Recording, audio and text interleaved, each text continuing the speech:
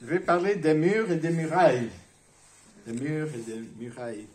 En 1987, à Berlin, le président américain Ronald Reagan a lancé un défi au président de l'URSS, Mikhail Gorbatchev.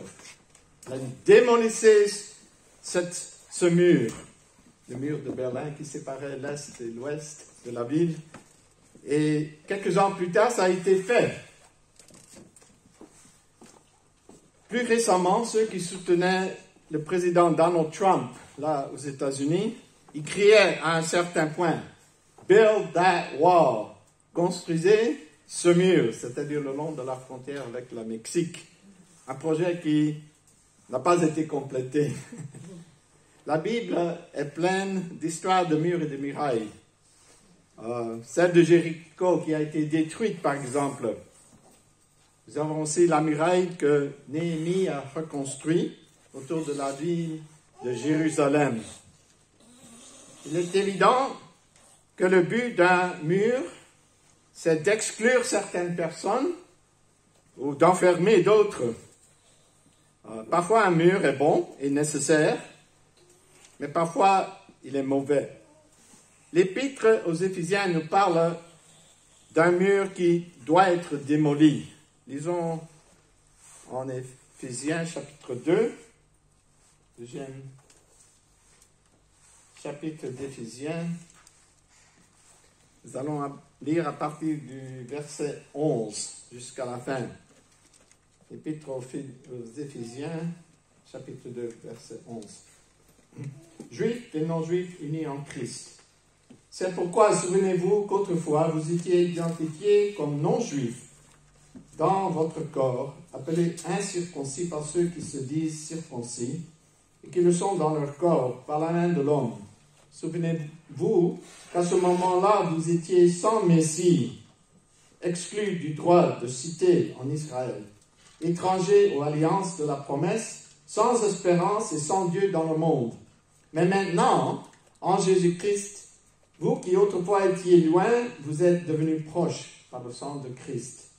En effet, il est notre paix, lui qui, des deux groupes, n'en a fait qu'un, et qui a renversé le mur qui les séparait, la haine.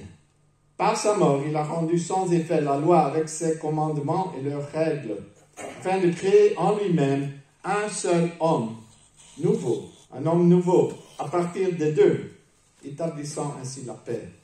Il a voulu les réconcilier l'un et l'autre avec Dieu en les réunissant dans un seul corps au moyen de la croix, en détruisant par elle la haine. Il est venu annoncer la paix à vous qui étiez loin et à ceux qui étaient près. À travers lui, en effet, nous avons les uns et les autres accès auprès du Père par le même esprit. Ainsi donc, vous n'êtes plus des étrangers ni des résidents temporaires.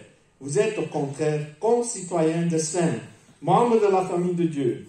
Vous avez été édifiés sur le fondement des apôtres et prophètes, Jésus-Christ lui-même étant la pierre angulaire. C'est en lui que tout l'édifice, bien coordonné, s'élève pour être un temple saint dans le Seigneur. C'est en lui que vous aussi, vous êtes édifiés avec eux pour former une habitation de Dieu en esprit. Que Dieu bénisse la lecture de sa parole. Oui. J'ai appris qu'à un certain temps, à une certaine époque, à l'entrée du temple à Jérusalem, était écrite cette annonce. Il est interdit aux non-juifs d'entrer sous peine de mort. Okay? Il y avait cette distinction. Les juifs étaient privilégiés pour s'approcher à Dieu dans l'ancienne alliance. Souvenez-vous ce qui s'était passé lorsque l'apôtre Paul a été faussement accusé d'avoir fait entrer un grec dans les cours du temple, dans le livre des Actes des Apôtres. On disait qu'il avait ainsi profané le temple, et c'est pourquoi la foule voulait le tuer. Il y a eu vraiment la haine entre ces deux groupes. Mais en Christ, cette division n'y est plus. En lui, nous avons une nouvelle identité. L'Église est l'homme nouveau. en Jésus-Christ, les Juifs et les non-Juifs ont les mêmes droits, ils ont les mêmes privilèges. Ils sont maintenant concitoyens et membres du seul corps de Christ. Lisons Galates, Épître aux Galates, chapitre 3, verset 26 jusqu'à 28.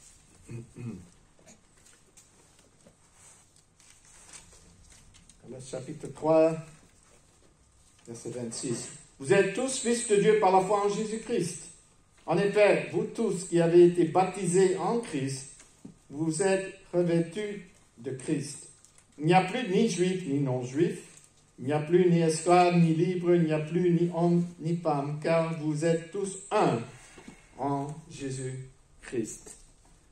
Sous l'ancienne alliance, quelqu'un qui n'était pas d'Israël devait s'accrocher, pour ainsi dire, à un Israélite s'il voulait s'approcher de Dieu. C'était un peu comme ça. Voici l'Israélite qui est plus proche, plus près de Dieu, et l'autre, s'il veut approcher, il doit passer par un juif ou s'accrocher à un juif. C'était comme ça. Mais vous voyez que celui-ci va première classe, celui c'est deuxième classe. Il n'est pas vraiment citoyen, mais il a au moins l'occasion d'approcher Dieu, mais toujours par un juif ou un israélite. Ok? C'était comme ça. Même au temps de Jésus, des Grecs qui voulaient le voir, ils se sont approchés d'abord à ses disciples. Nous voulons voir Jésus. Ils n'osaient pas aller directement. Mais maintenant, nous tous qui composons le peuple de Dieu, nous sommes unis autour de notre unique Seigneur. Ce n'est plus comme ça, c'est plutôt comme ça. Okay? C'est la nouvelle création, l'homme nouveau. Il n'y a plus de distinction, comme nous venons de lire. Nous nous réunissons autour de notre Seigneur et c'est lui qui a donné sa vie pour nous tous, quelles que soient nos origines. Et grâce à la croix, nous recevons le pardon et sommes purifiés de nos péchés, sans distinction, comme nous avons lu là en Galates. Il n'y a plus d'exclusion alors, plus de mur de séparation en Jésus-Christ. C'est le nouvel ordre pour les croyants. Partout dans ce monde, nous retrouvons la réalité de la communauté ou la communion chrétienne. J'ai vécu ça moi-même, encore et encore dans plusieurs pays, quand je voyage. Tout de suite, quand on se rencontre avec un croyant et on est conscient que c'est un autre croyant, même si on parle la même langue, on sent tout de suite cette unité. Parce que nous sommes réellement des membres d'un seul corps. Nous sommes vraiment frères et sœurs en Jésus. Chacun est membre du corps du Christ pour sa part. Lisons 1 Corinthiens, chapitre 12. 1 Corinthiens, chapitre 12, verset 12, et le verset 13 aussi. Le corps forme un tout, mais a pourtant plusieurs organes, et tous les organes du corps, malgré leur grand nombre, ne forment qu'un seul corps. Il en va de même pour Christ. En effet, que nous soyons juifs ou grecs, esclaves ou libres, nous avons tous été baptisés dans un seul esprit pour former un seul corps. Nous avons tous bu à un seul esprit. Que Dieu soit loué. Oui, réjouissons-nous de cette unité que nous avons en Christ. Mais ayant dit cela, j'insiste sur le fait que en Christ, nous ne perdons pas notre identité personnelle. Dieu nous a créés chacun différent. Nous ne sommes pas comme au cinéma, il y a les clones. Les clones. Les gens qui se ressemblent tous. Okay, une armée de clones. Ils n'ont aucune identité individuelle là. Mais non, on continue à avoir notre identité à chacun. Ainsi, nous voyons que Dieu a démoli les murs de séparation. Cependant, la Bible nous parle aussi d'une muraille que Dieu a construite. Nous la trouvons dans le dernier livre de la Bible. C'est la grande et haute muraille de la ville sainte, Jérusalem d'en haut. Tournons maintenant, allons au livre de l'Apocalypse, à la fin de la Bible, chapitre 21. Je vais commencer au verset 9. Je ne vais pas lire tout. Nous allons jusqu'à la fin du chapitre, mais je vais sauter un peu. Commençons au verset 9. Apocalypse 9, d'abord jusqu'à 14. Puis un des 7 anges qui tenait les 7 coupes remplies des 7 derniers flots vint m'adresser la parole et dit: Viens, je te montrerai la femme, l'épouse de l'agneau. Il me transporta en esprit sur une grande et haute montagne. Il me montra la ville sainte, Jérusalem, qui descendait du ciel, d'auprès de Dieu. Elle rayonnait de la gloire de Dieu. Son éclat ressemblait à celui d'une pierre très précieuse, d'une pierre de jaspe transparente comme du cristal. Elle était entourée d'une grande et haute muraille, avec 12 portes, et à ces portes 12 anges. Des noms y étaient inscrits, ceux des 12 tribus d'Israël. Il y avait à l'est 3 portes, au nord 3 portes, au sud 3 portes, et à l'ouest 3 portes. La muraille de la ville avait 12 fondations qui portaient le nom des 12 apôtres de l'agneau. Nous allons sauter les dimensions de cette ville. Continuons au verset 18 et la première partie du verset 19. 18. La muraille était construite en jaspe et la ville était en or pur, transparent comme du verre pur. Les fondations de la muraille de la ville étaient ornées de pierres précieuses de toutes sortes. On ne va pas lire toutes les pierres précieuses qui sont écrites là, mais allons pour terminer au verset 20 et 21. Les 12 portes étaient 12 perles. Chaque porte était faite d'une seule perle. La place de la ville était en or pur, comme du verre transparent. Je ne vis pas de temple dans la ville, car le Seigneur, le Dieu Tout-Puissant, est son temple, ainsi que l'agneau. La ville n'a besoin ni du soleil, ni de la lune pour l'éclairer, car la gloire de Dieu l'éclaire, et l'agneau est son flambeau. Les nations marcheront à sa lumière, et les rois de la terre y apporteront leur gloire. Ces portes ne seront pas fermées de toute la journée, car il n'y aura plus de nuit. Il y apportera la gloire et l'honneur des nations. Il n'entrera chez elle rien de souillé, ni personne qui se livre à des pratiques abominables et aux mensonges. Il n'entrera que ceux qui sont inscrits dans le livre de vie de l'agneau. Oui, cette muraille elle est construite par Dieu lui-même pour prouver à l'univers qu'il fait une distinction entre les justes et les méchants. Okay? Il y a des gens qui ont accès à cette ville, et il y a des gens qui restent dehors. Même dans le chapitre suivant, le chapitre 22, on parle de ceux qui sont exclus, qui sont dehors, les malfaiteurs et les gens qui n'ont pas cru au Seigneur. Dans cette ville, selon que s'écrit qu'écrit l'apôtre Pierre à la fin de sa 2e épître, là-dedans, la justice habitera, et la justice seule. Il y a cette distinction. Pour le moment, nous vivons dans le monde. On a été lavés par le sang de Christ. Nous sommes appelés saints, mais nous vivons dans un monde pollué, quoi. Mais là, il y aura une distinction. Regardons la fin de l'Ancien Testament brièvement, dans le dernier prophète, le prophète Malachie. Je lis versets 13 à 18 du 3e chapitre.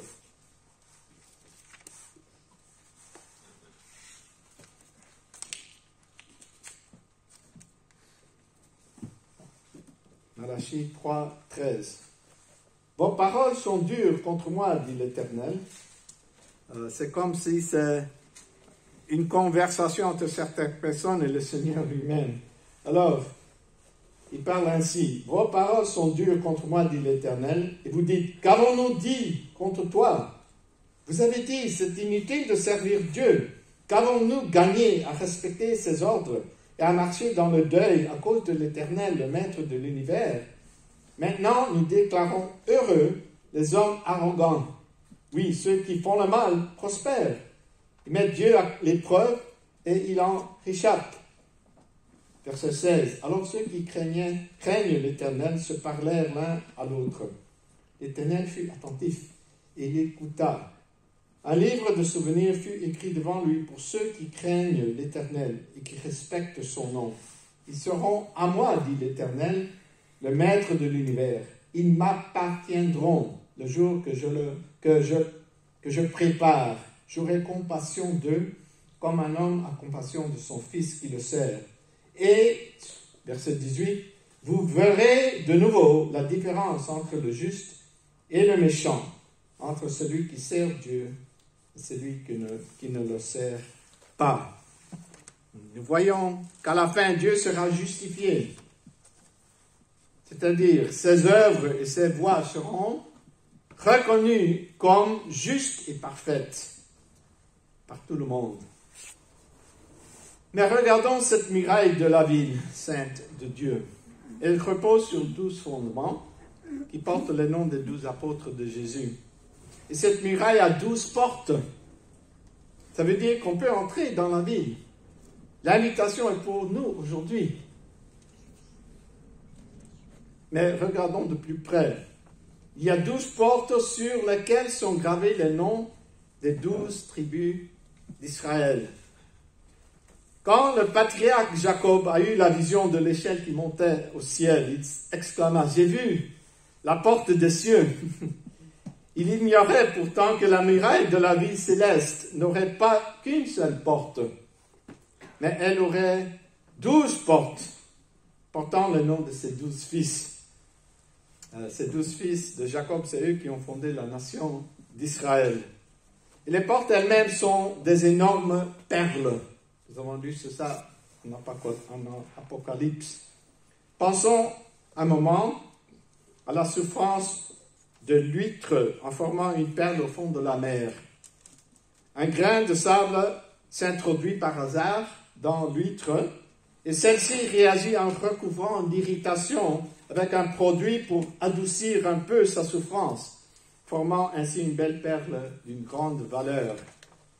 La souffrance est le seul chemin pour entrer dans la ville céleste et passer à travers une de ces perles. Tout d'abord, c'est par la souffrance de l'agneau de Dieu que nous sommes rachetés à grand prix et donnés accès à cette ville. Mais chaque individu y parvient aussi à travers la souffrance. Dans le livre des Actes des Apôtres, Paul et Barnabas disent aux nouveaux croyants, c'est à travers beaucoup de tribulations qu'il nous faut entrer dans le royaume de Dieu. Regardons à présent les noms inscrits sur ces 12 portes. À l'époque, au Moyen-Orient, comme en Afrique encore aujourd'hui, le nom d'un enfant dévoile surtout les sentiments de la mère et les circonstances entourant la naissance de l'enfant. Or, les circonstances de la famille de Jacob étaient assez tristes. Le dernier-né a été nommé Ben-Oni, fils de ma douleur, par sa mère Rachel, dans son angoisse lorsqu'elle mourait en le mettant au monde. Sa sœur Léa, sa grande sœur Léa, de son côté, a eu une vie très difficile, pleine de tristesse. Vous vous souvenez qu'elle n'était pas aussi belle que sa sœur, mais tous les deux ont été mariés à Jacob. Elle n'était pas aussi belle que sa sœur. Il avait été donné en mariage par un père rusé, un homme qui ne l'aimait pas. Vraiment, elle avait une vie difficile et triste.